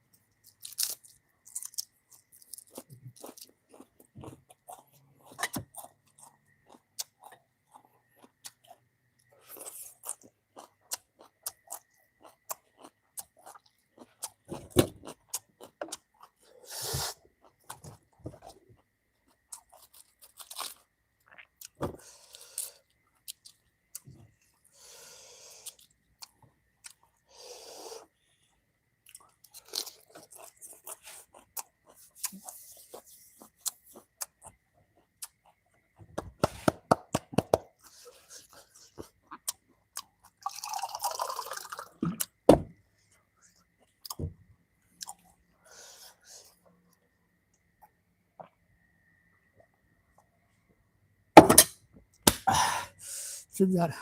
หวานเปรี้ยวใจหวานเปรี้ยวครับพอมีพี่น้องใต้กูก็ครับยิ่งดีครับตอนกูก็ใหม่ส่งกูก็ครับสวัสดีครับสวัสดีทุกท่านทุกคนนะครับโอเคสำหรับวันนี้นะครับก็นี่ครับก็เป็นเรียกว่าอะไรเป็นเดี๋ยวไปนี่อ๋อโอเคครับสำหรับวันนี้นะครับขอบคุณมากๆนะครับขอบคุณจากพ่อแม่พี่น้อง FC ทุกภาคส่วนนะครับที่เข้ามาเป็นแห่งอกแห่งใจเป็นกำลังใจให้กันนะครับตอนนี้ก็คืออยู่ในช่วงเวลา1:00ตอนนี้น่าจะ1:04นาทีแล้วนะครับก็น่าจะไม่เกิน1:30นะครับสัก1:00ไม่เกิน1:40เนาะประมาณนี้นะครับโอเคขอบคุณมากครับพ่อแม่พี่น้อง FC ทุกภาคส่วนนะครับยินดีต้อนรับทุกท่านทุกคนที่เข้ามาเยี่ยมชมเป็นกำลังใจให้ผมนะครับและขอบคุณจากพ่อแม่พี่น้อง FC ทุกภาคส่วนนะครับทุกท่านทุกคนขอบคุณมากๆเนอะขอบคุณที่เข้ามาเป็นแห่งอกแห่งใจเป็นกำลังใจให้แล้วก็เข้ามาเป็นพลังบวกแล้วก็เป็นแรงอกแรงใจเป็นกำลังใจให้นะครับผมก็มีแรงบันดาลใจแล้วก็มีกำลังใจนะครับจากพ่อแม่พี่น้อง FC ทุกภาคส่วนที่เข้ามาติดตามรับชมเป็นกำลังใจให้นะครับขอบคุณมากๆขอบคุณพ่อแม่พี่น้อง FC ทุกท่านทุกคนพี่น้องทุกต่างถิ่นต่างแดนนะครับต่างประเทศด้วยนะครับแล้วก็รวมถึงพี่น้องทุกชนเผ่านะครับแล้วพี่น้องคนใต้ชาวไทยใหญ่ครับกูก็ขาเนาะ ยินดีจงขอบใจอย่างน้ำค่ะใหม่สูงกูก็ข้าวใหม่สูงนี่ครับตอนทุกท่านทุกคนแล้วก็ขอบคุณมากนะครับสำหรับวันนี้นะครับเป็นกับข้าวเมนูพื้นบ้านคนใต้เรียกว่าตำน้ำพริกปลาทูนึ่งนั่นเองนะครับเป็นในนามหลักสูตรเมนูพื้นบ้านคนใต้นะครับฝากพี่น้อง FC ทุกภาคส่วนเข้ามาเป็นแห่งอกแห่งใจเป็นกำลังใจให้กันนะครับครั้งต่อไปนะครับวันนี้ก็ผมจะขออนุญาตได้ขอตัวลาไปก่อนเนาะสำหรับคืนนี้ก็ดึกแล้วนะครับโอเคตอนนี้ก็1 AM 25 minutesนะครับ now นะครับโอเค thank you so much thank you for my FC everyone thank you so much thank you for your follow for me thank you for your comment thank you very much thank you this menu Thai menu people นะครับ Thai menu people this name เรียกว่าตำน้ำพริกปลาทูนึ่งนะครับ Thai menu people so good นะครับ my FC everyone เข้ามาเป็นแห่งอกแห่งใจนะครับ thank you so much thank you for everyone follow for me thank you thank you ขอบคุณมากๆครับขอบคุณจากพ่อแม่พี่น้อง FC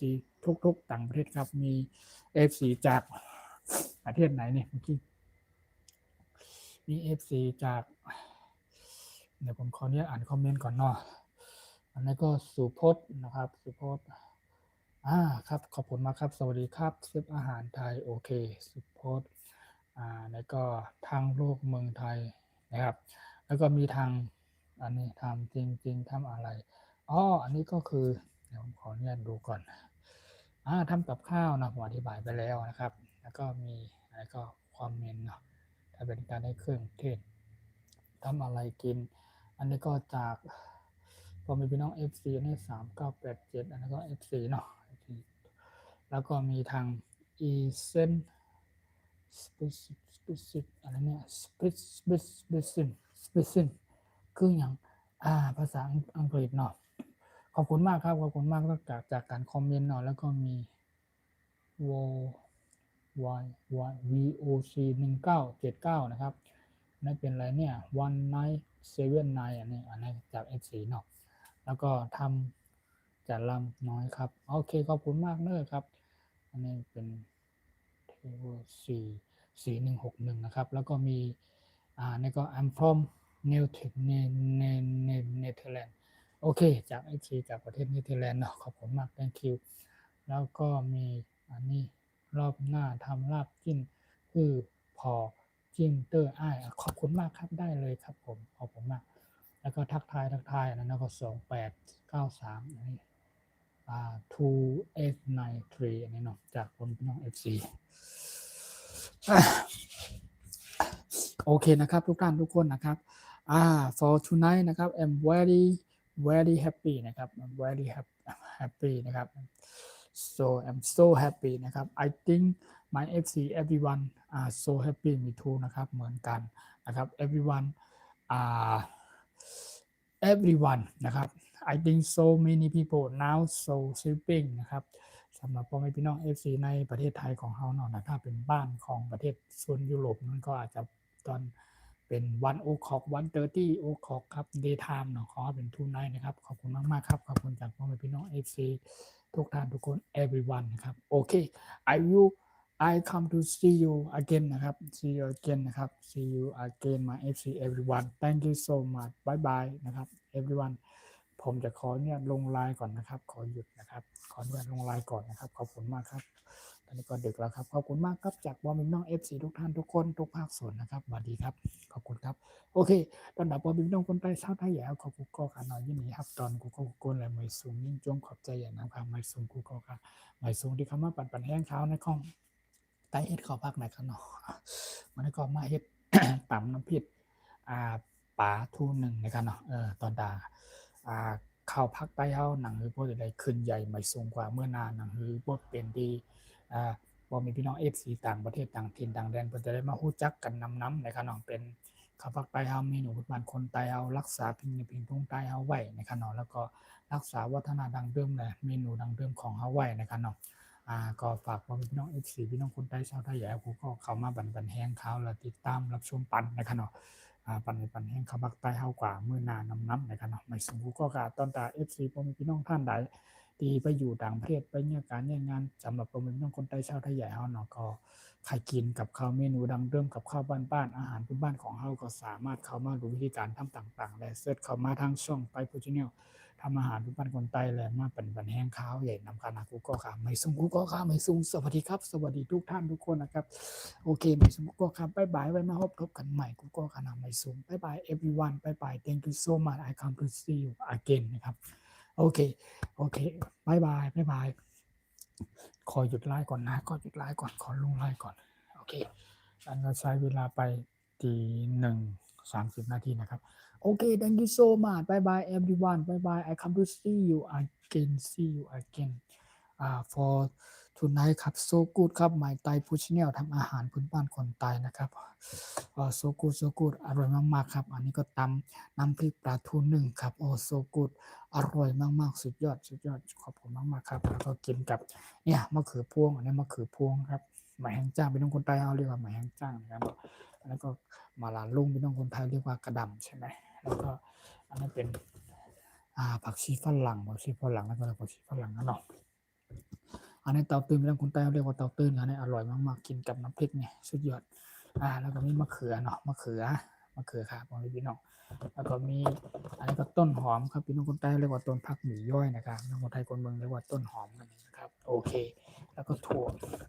วผักยาวค่ะเนาะถั่วผักยาวไก่บกขันนั่นแหละยังเป็นนอนเลยโอเคแล้วก็มีมะแตงให้แตงสวนแก้มนะคะสุดยอดกุดโซกุดแล้วนี่อร่อยมากๆนะครับกรอบๆนะครับนี่ชิ้น อร่อยมากเลย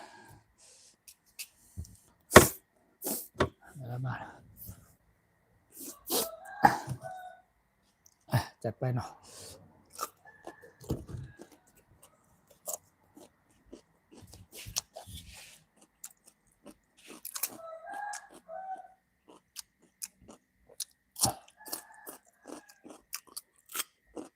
โอเคเนาะฟุกก็บายบายขนาด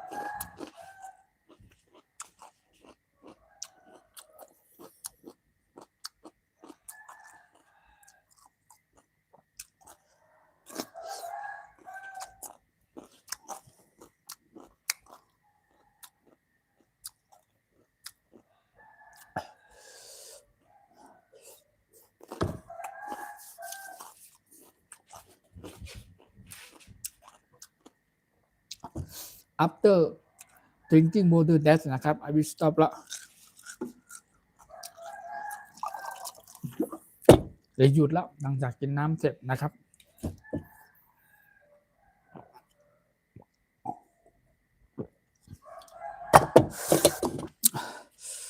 อร่อยมากครับผมพี่น้อง FC ทุกท่านทุกคนนะครับขอบคุณมากขอบคุณจากการกดไลค์กดแชร์กดติดตามให้นะครับ Thank you very much Thank you for follow for me subscribe and share for me Thank you for your like Thank you very much Thank you I come to see you again my FC everyone Thank you love you everyone meet you everyone I meet you every sometime I meet you every time my FC everyone Thank you so much Thank you ขอบคุณมากๆครับ Bye bye everyone I come see you again see you again บ๊ายบายครับ Google ข้างหน้าไม่สูงข้างหน้าไว้มาพบกันใหม่ครับ Thank you very much Thank you บ๊ายบายทุกท่านทุกคนครับสวัสดีครับไว้มาพูดคุยทักทายเจอกันใหม่ในวันถัดไปนะครับขอบคุณมากครับโอเคบ๊ายบายครับ Google บ๊ายบายครับสวัสดีครับเนอะบ๊ายบายปุ๊บ